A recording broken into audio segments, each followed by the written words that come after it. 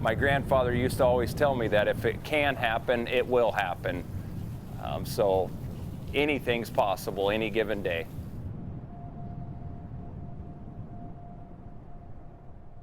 My day typically starts whenever the phone rings, and that usually is around 3 to 4 o'clock in the morning.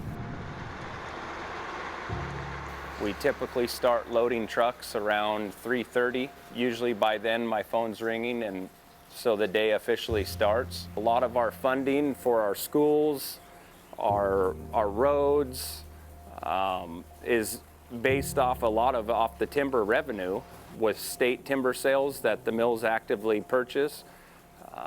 They're taking that money and goes into a general fund and goes to a lot of different things. So the natural resource sector is a huge thing for not only our community, but for the state.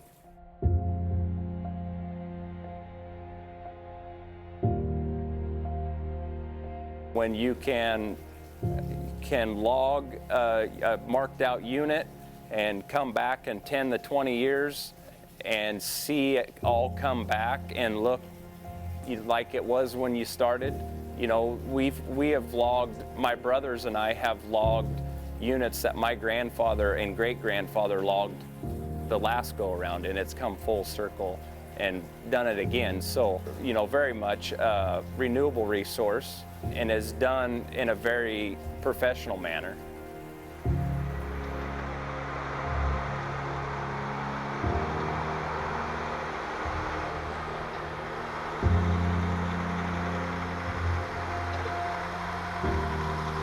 Tillamook County is a natural resource dependent county from north to south and east to west.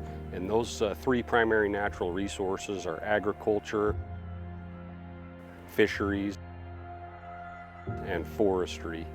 And so as you can see, we know each other well, and there are a lot of businesses within our county that are codependent on the needs of all three industries.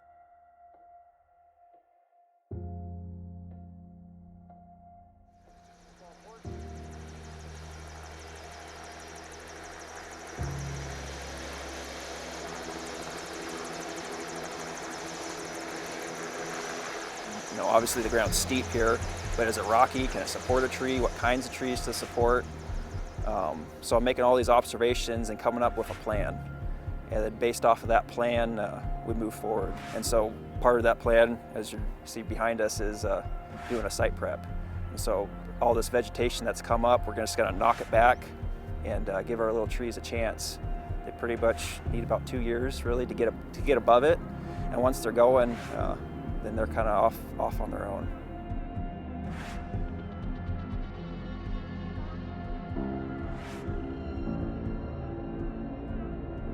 Every hour we have to monitor the weather, and that's required by the law.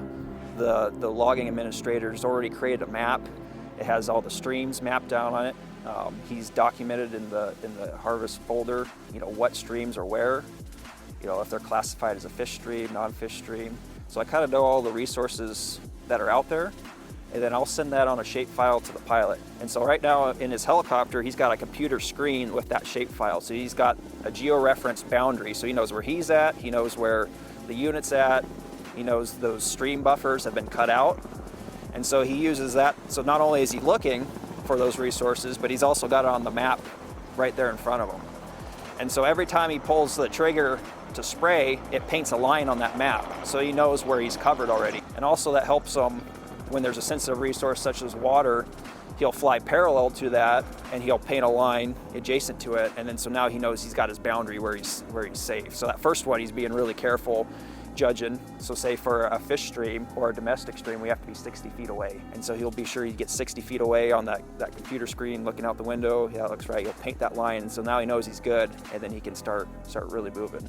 So everyone talks about drift. So that's the thing that most people are worried about. The number one variable is droplet size. So if you've got a big, heavy droplet, it's gonna fall. And then the second variable is wind. So if we've got good wind, and we know we're controlling our droplet size because he's got certain nozzles to make a coarse droplet, we can be very certain that what we're applying is going where we want it, and it's staying there.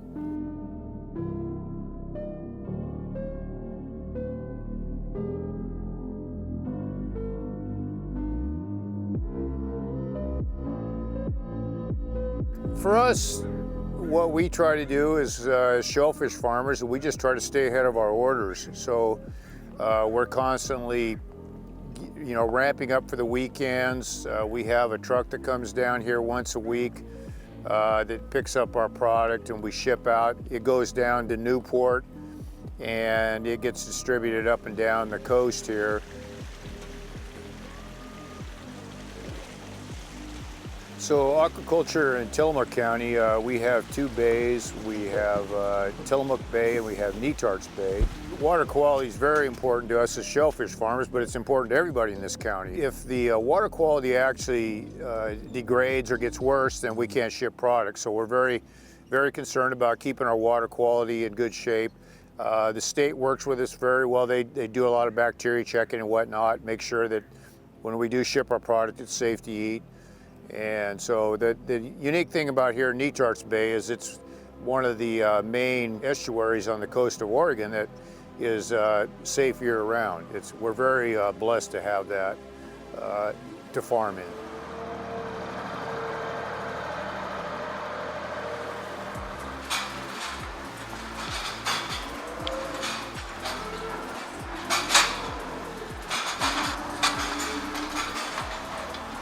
One of the great advancements in the last 5 to 6 years has been robotic technology. And like this farm, the Olden Camp Dairy, they have adapted several new options. One is the vector feeding system.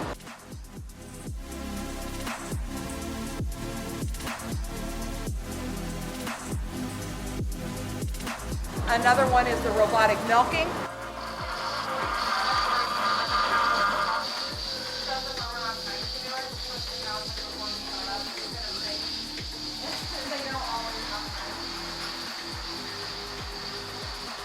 So one of my favorite technologies that we use on our farm, and this is great because I'm not on the farm all the time, it's an app on the phone and all of our cows have collars like these cows do. And so the collars will share information on their rumination. So if the cows are eating, if their stomachs are working like they're supposed to. So if the nutrition levels are off, then we can check a cow before she actually gets sick.